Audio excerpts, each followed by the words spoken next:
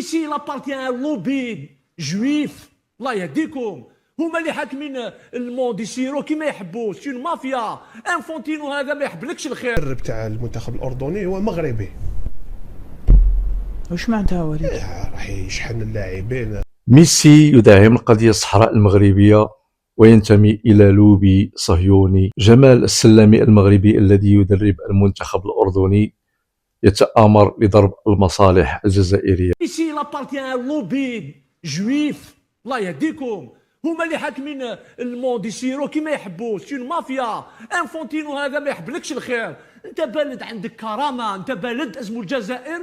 المواقف نتاعك السياسيه اتجاه الصحراء الغربيه، اتجاه القضيه الفلسطينيه ما يحبولكش الخير حكيم. وكان زعما تو افونسي في لا كوب دي موند غير دير حسابك باللي كي فون تاريتي. المدرب تاع المنتخب الاردني هو مغربي. واش معناتها وليد؟ راح يشحن اللاعبين للاطاحه بالمنتخب الوطني، حيشحنهم مليح هو بزياده. يلعب هو مع الاردن يعني. انا وحيشحنهم ماشي يربحوا، ما يشحنهمش امور اخرى. لا حيشحنهم بزياده، مش فقط لانه راك تعرف بلا ما نقول لك مثلا شنو راح يقول لهم؟ واش راح يقول لهم. ما نقدرش نقول لك واش راح يقول لهم، لكن قلت لك انه هذا كي عندهم المنتخب الاردني راهو يدربوا مدرب مغربي. نظن انه الامور ما راحش تكون سهله كما راك تسنى.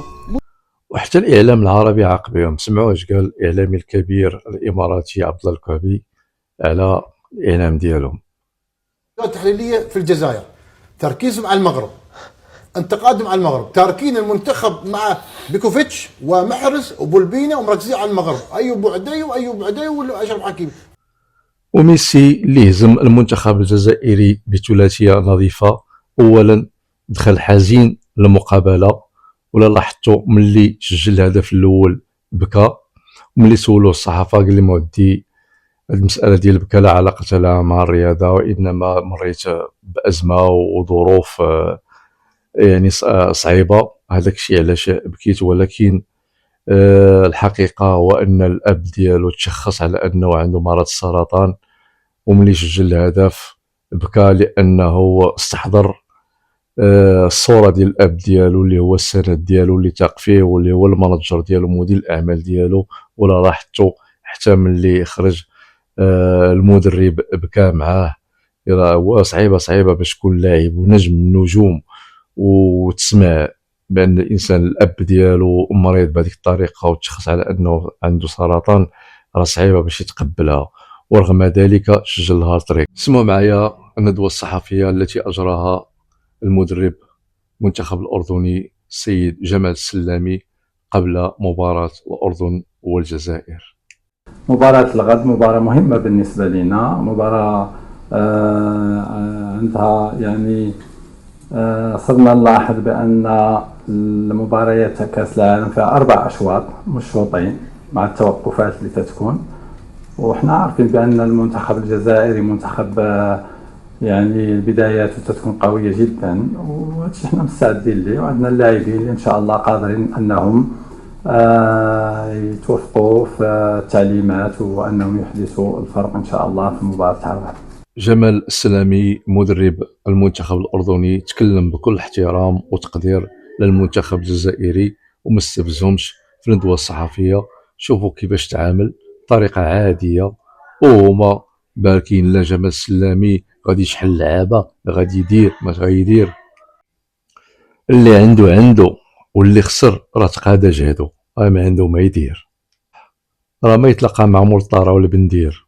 نتوما تضلوا تطبلوا المنتخب فاشل، منتخب ما عندوش ركائز، منتخب ما عندوش خطة، كتطبلوا ليه وهمتوه بانه غيدي كاس العالم. واش نتوما مراد؟ واش نتوما اعلام؟ واللي زاد نوض الصعرة في نظام الكبرانات هو تواجد عمر هلال في المدرجات لدعم المنتخب الوطني المغربي. عمر هلال أحد الوجوه السياسية المعروفة واللي كيمثل المغرب في المحافل الدبلوماسية، والرسالة واضحة بأن المنتخب الوطني مشروع أمة، مشروع شعب، مشروع ملك، مشروع الأقجاع، مشروع العرب، مشروع المسلمين. وهذا ما زاد عمق جراح الجيران الهكاويين. غير ملي تفرج. صايا ودرنا لكم موضه جديده، هذيك هي الدنيا وما فيها.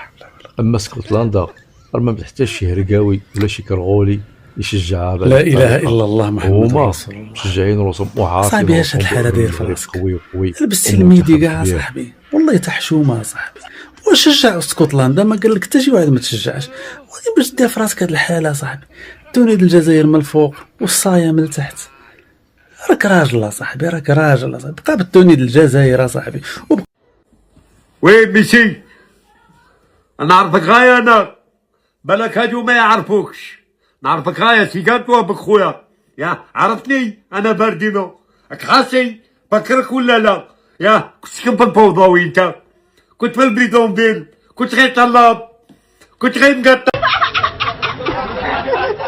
لأول مرة كنشوف العاقل دار عقله. المنتخب الوطني ما عنده حتى عذر اذا هاجم مع الاردن، غير ما يولوش الجزائر. كاين زوج، كاين ثلاثه، كاين بالعيد، بنبوط، رمضان عباده. مرحبا بهم في الجزائر، يعاودوا يولوا الفرق تاعهم. اما الباقيه وعليكم السلام ورحمه الله تعالى وبركاته.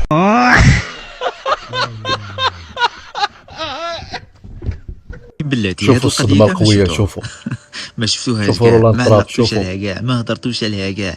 الكبار مع الكبار والصغار مع الصغار، ولكن الصغار كيبقاو حاضرين الكبار، كيقلبوا كيفاش يعطروهم باش يضحكوا عليهم، وحنا ما عمرنا غنتعطروا وما عمرنا غنعطروا، وان شاء الله باذن الله حنا كنتظروا الماتش ديالكم. خلونا في الواقع، تو نحكوا في الواقع. الجمهور العربي مش كله مع المغرب. انا نشوف في لقطه غريبه، يوم يفوز المغرب كلها تطلع تشجع وكلها تقول ما شاء الله ولعبوا وذكي وفخر العرب. يوم اللي قبل المباراه وذاك عاد يشوف التكهنات كلها ضد المغرب. يفتحوا تلفزيون جزائري تحس روحك وكانك تشاهد قناه مغربيه.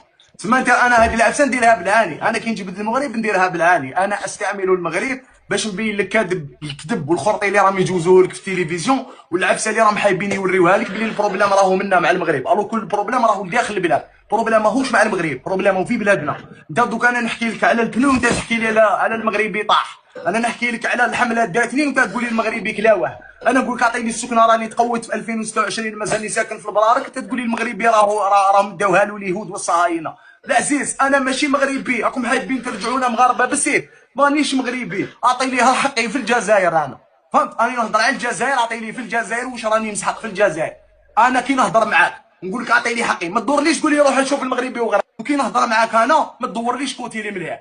انا استعملوها المغرب، انا نقولها لك، انا استعملوها باش نحقق لك الميساج كما ينبغي. لانك اليوم كي تشوف المغرب ديباسات جنوب افريقيا في الاقتصاد الصناعي، ولات تصنع، ولات تصدر، ولات دير صوالح، ما تجيش تقول لي علاش تهضر على المروك. انا نهضر لك على المروك نقول لك ها البلاد ديالك تقول هاي وين راهم يديروا وانت وراك وريلي انا القوه الضاربه بواش. الى عجبكم الفيديو ما تنساوش لايك واشتراك